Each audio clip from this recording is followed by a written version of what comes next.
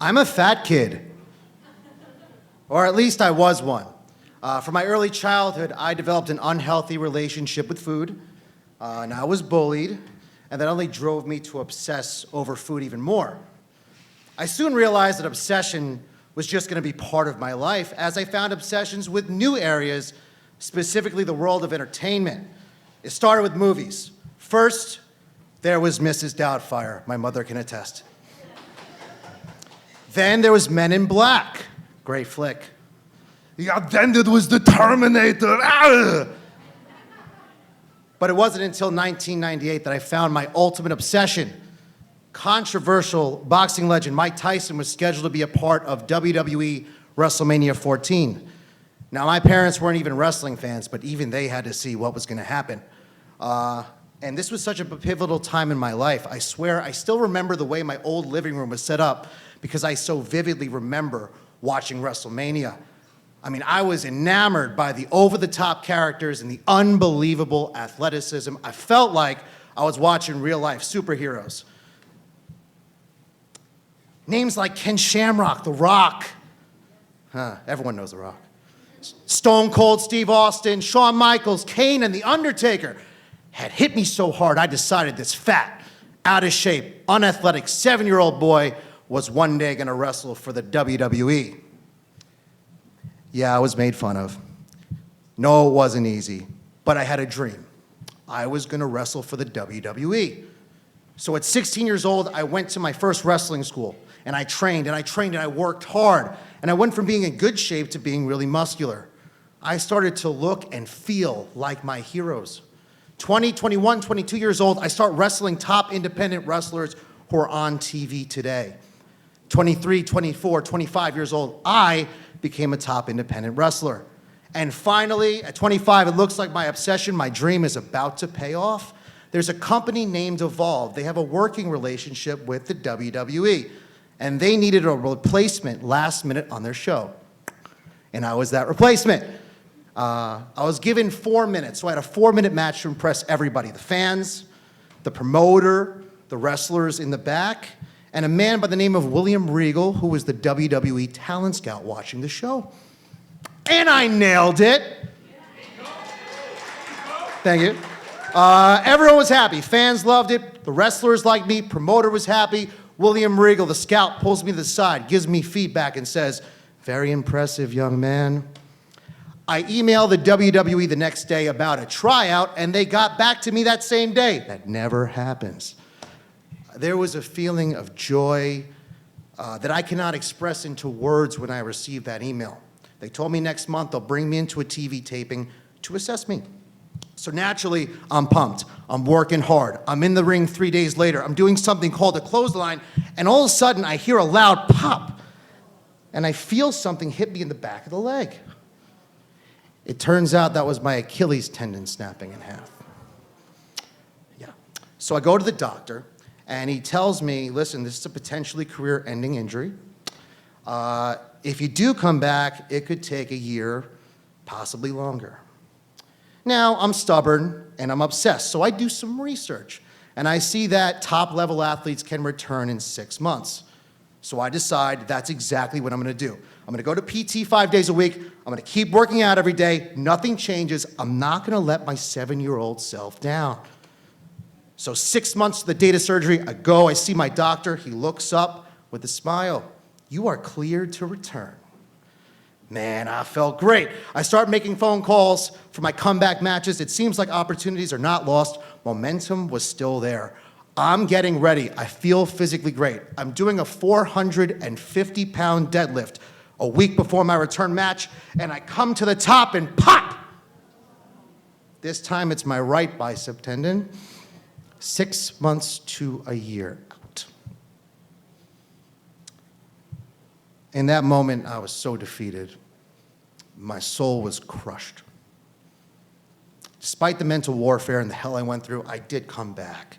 But now opportunities are gone. It's been a long time. Momentum is gone. It's been a long time. My heart was gone. And things come to a head, though, in early 2018. That same company, Evolve, after 2 years, finally gives me another opportunity. last minute, and it's on a Sunday, and I had work on Sunday, and I called in every frickin' favor I could to get off of work, and I tell myself, okay, I'm gonna get to the building early, I'm gonna get ready, I'm not gonna waste this opportunity. So I did get to the building early. It was the wrong building. I was in Queens, not Brooklyn. I knew in that moment I should just go home because I knew it was a cardinal sin to be late and I knew it wasn't gonna go well. But I went and the match wasn't good. I was off, it was off, and I knew it. I also knew I would not be invited back.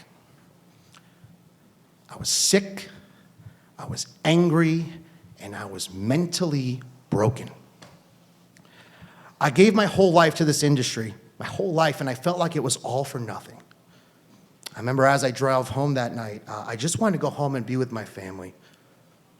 I started thinking deeply about the decisions I made because of this childhood obsession. I only got my associate's degree in college, and I was forced to even do that. I was still living with my parents, but I wasn't providing much help.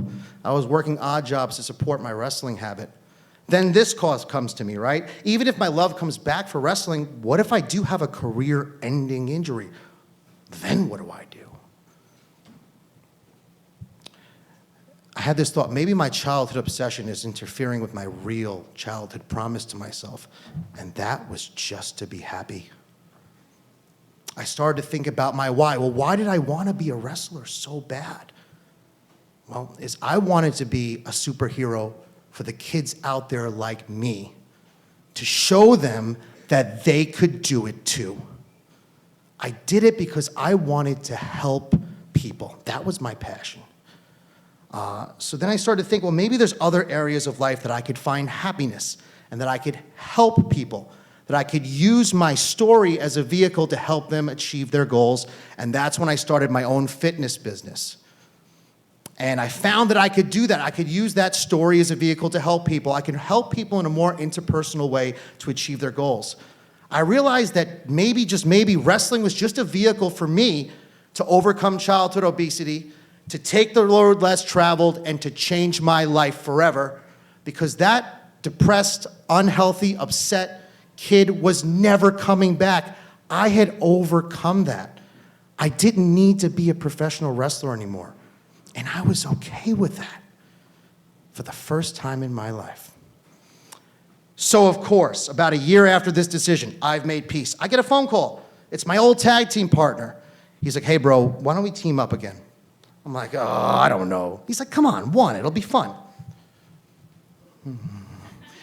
Okay, it does kind of sound kind of fun, you know.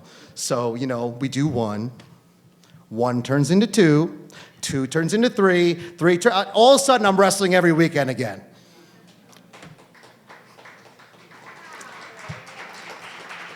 But it's different this time, you see. I'm doing it not because I feel like I have to, I was doing it because I want to.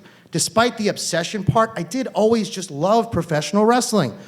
So here's the kicker. After this happens, he decides he doesn't want to wrestle anymore, and I tear my left bicep tendon. Ha! So here I am, I have a decision to make. If I'm gonna come back to wrestling again, I have to be a singles act. I have to press the reset button. So I go, okay, I used a stage name for a long time. I'm like, all right, if I'm gonna do this, I'm gonna be me. I'm gonna be Joe Ocasio. I'm gonna be a version of myself that includes my real life. I'm gonna be an influencer, a motivational speaker with a twist. I'm secretly a villain, manipulating everybody who supports me. And this was my full circle moment at 30 years old. I realized something. I had my own successful business. I had a beautiful fiance, thank you. And I was doing what I love to do, not because I had to, because I wanted to. And it's amazing what happens when you find that kind of clarity. So yes, I'm still wrestling. I just got off a tour with a historic brand named the NWA. It's the oldest wrestling company in the world. Thank you. And I wrestled for All Elite Wrestling on TNT, which is a national brand. Thank you. And I've made peace with the fact that I have never accomplished that one childhood dream of working for the WWE. That is until tomorrow. where I'll be a part of WWE SmackDown in Hartford, Connecticut for the first time. Thank you.